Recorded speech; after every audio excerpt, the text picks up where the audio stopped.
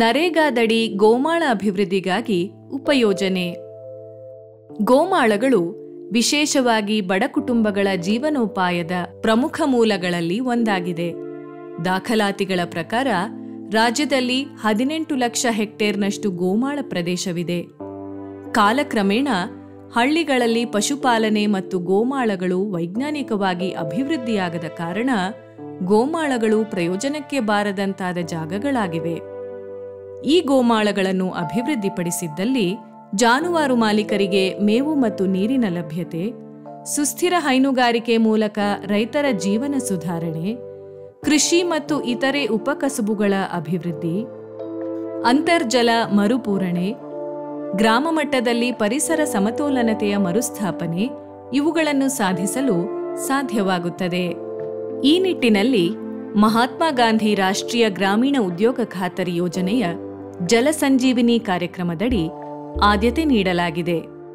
ಗೋಮಾಳ ಪ್ರದೇಶದ ಅಭಿವೃದ್ಧಿಯಲ್ಲಿ ಗೋಮಾಳ ವಿಸ್ತೀರ್ಣಕ್ಕೆ ಕಂದಕ ಬದುಗಳ ನಿರ್ಮಾಣ, ಅಂಚಿನಲ್ಲಿ ಸಸಿಗಳನ್ನು ನೆಡುವುದು, ಮೇವಿಗೆ ಸಂಬಂಧಿಸಿದ ಹುಲ್ಲು ಮತ್ತು ಗಿಡಗಳನ್ನು ಬೆಳೆಸುವುದು, ನೀರಿನ ಲಭ್ಯತೆಗಾಗಿ ಗೋಕಟ್ಟೆ ನಿರ್ಮಿಸುವುದು, ನಾಲಗಳು ಇದ್ದರೆ ಅವುಗಳನ್ನು ಅಭಿವೃದ್ಧಿಪಡಿಸುವುದು, ಸೀಡ್ ಬಾಲ್, ಹಾಲಿ ಕಂಡುಬರುವ ಸಸ್ಯ ಸಂಪತ್ತನ್ನು ಸಂರಕ್ಷಿಸುವುದು, ಒತ್ತುವರಿ ತೆರವುಗೊಳಿಸುವುದು ಇದರ ಉದ್ದೇಶವಾಗಿದೆ. ಗೋಮಾಳ ಪ್ರದೇಶದ ಅಭಿವೃದ್ಧಿಗಾಗಿ ಉಪಯೋಜನೆ ತಯಾರಿಸುವಾಗ FES ಸಂಸ್ಥೆಯಿಂದ ಅಭಿವೃದ್ಧಿಪಡಿಸಲಾದ ಕ್ಲಾರ್ಟ್ ಆಪ್ ಅನ್ನು ಬಳಸುವುದು. ಇದು ಬಳಕೆದಾರ ಸ್ನೇಹಿಯಾಗಿದ್ದು ಸೂಕ್ತ ಕಾಮಗಾರಿಗಳನ್ನು ಶಿಫಾರಸು ಮಾಡುವ ಸಾಧನವಾಗಿದೆ.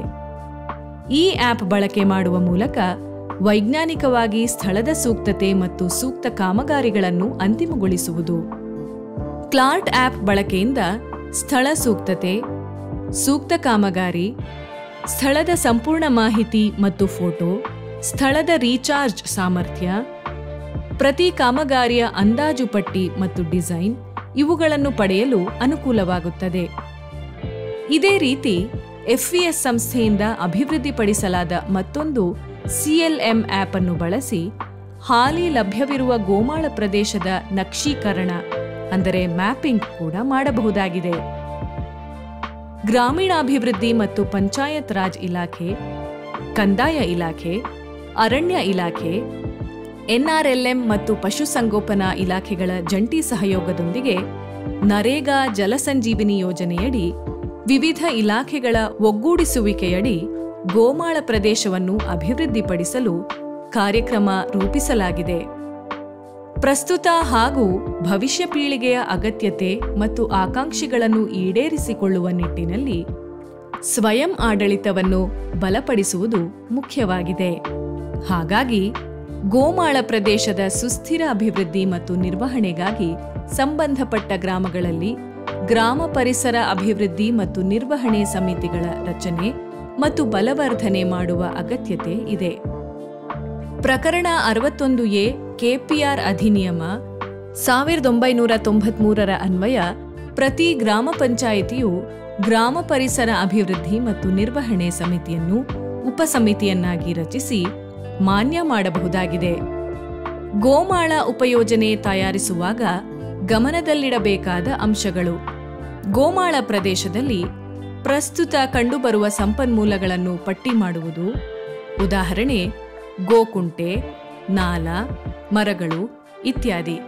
ಕ್ಲಾರ್ಟ್ ನಕ್ಷೆ, ಭೂಬಳಕೆ ಮತ್ತು ಭೂಹೊದಿಕೆ, ಜಲವಾಹಿನಿ ನಕ್ಷೆ, ಇಳಿಜಾರು ನಕ್ಷೆ ಬಳಸುವುದು. ಸೂಕ್ತವಾದ ಸ್ಥಳ ಮತ್ತು ಕಾಮಗಾರಿಗಳನ್ನು ಗುರುತಿಸಲು ಕ್ಲಾರ್ಟ್ ಆಪ್ ಬಳಕೆ ಮಾಡುವುದು. ಅಸ್ತಿತ್ವದಲ್ಲಿರುವ ಗೋಮಾಳದ ವ್ಯಾಪ್ತಿಯನ್ನು ಅರ್ಥ ಮಾಡಿಕೊಳ್ಳಲು CLM ಆಪ್ ಅನ್ನು ಬಳಸಿ ಗೋಮಾಳ ನಕ್ಷೀಕರಣ ಮಾಡುವುದು. ಗ್ರಾಮ ಮಟ್ಟದಲ್ಲಿ ರಚಿಸಲಾದ ಗ್ರಾಮ ಪರಿಸರ ಅಭಿವೃದ್ಧಿ ಮತ್ತು ನಿರ್ವಹಣೆ ಸಮಿತಿಯನ್ನು ಪಾಲ್ಗೊಳ್ಳುವಂತೆ ಮಾಡುವುದು. ಪ್ರತಿ ಗ್ರಾಮ ಪಂಚಾಯಿತಿಯು ವಿವಿಧ ಇಲಾಖೆಗಳ ಒಗ್ಗೂಡಿಸುವಿಕೆಯಡಿ ಗೋಮಾಳ ಪ್ರದೇಶವನ್ನು ಅಭಿವೃದ್ಧಿಪಡಿಸುವುದು. ಗೋಮಾಳ ಪ್ರದೇಶದ ಅಭಿವೃದ್ಧಿ ಕುರಿತು ಸರ್ಕಾರದ ಆದೇಶಗಳು: ಮೊದಲನೆಯದು, ಭಾರತ ಸರ್ಕಾರದ ಗ್ರಾಮೀಣಾಭಿವೃದ್ಧಿ ಸಚಿವಾಲಯವು MGNREGA ಅಡಿಯಲ್ಲಿ ಗ್ರಾಮೀಣ ಬಡವರಿಗೆ ಉದ್ಯೋಗಾವಕಾಶಗಳನ್ನು ಒದಗಿಸುವಲ್ಲಿ ಮತ್ತು ಭೂರಹಿತ ಕುಟುಂಬಗಳ ಜಾನುವಾರುಗಳಿಗೆ ಮೇವು ಒದಗಿಸುವಲ್ಲಿ ಗೋಮಾಳ ಅಭಿವೃದ್ಧಿಯು ಹೆಚ್ಚಿನ ಮಹತ್ವ ಹೊಂದಿವೆ ಎಂಬುದನ್ನು ಪತ್ರದಲ್ಲಿ ಉಲ್ಲೇಖಿಸಲಾಗಿದೆ.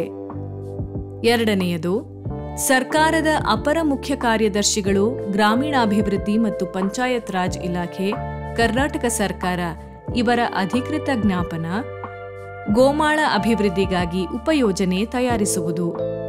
ಮೂರನೆಯದು, ಗ್ರಾಮೀಣಾಭಿವೃದ್ಧಿ ಮತ್ತು ಪಂಚಾಯತ್ ರಾಜ್ ಇಲಾಖೆ, ಮಹಾತ್ಮ ಗಾಂಧಿ ರಾಷ್ಟ್ರೀಯ ಗ್ರಾಮೀಣ ಉದ್ಯೋಗ ಖಾತರಿ ಯೋಜನೆ, ಜಲಸಂಜೀವಿನಿ ಮಾರ್ಗಸೂಚಿ 2022 ಗೋಮಾಳ ಅಭಿವೃದ್ಧಿಗಾಗಿ ಉಪಯೋಜನೆ ತಯಾರಿಸುವ ಕುರಿತು ಸಂಪೂರ್ಣ ವಿವರ ನೀಡಲಾಗಿದೆ.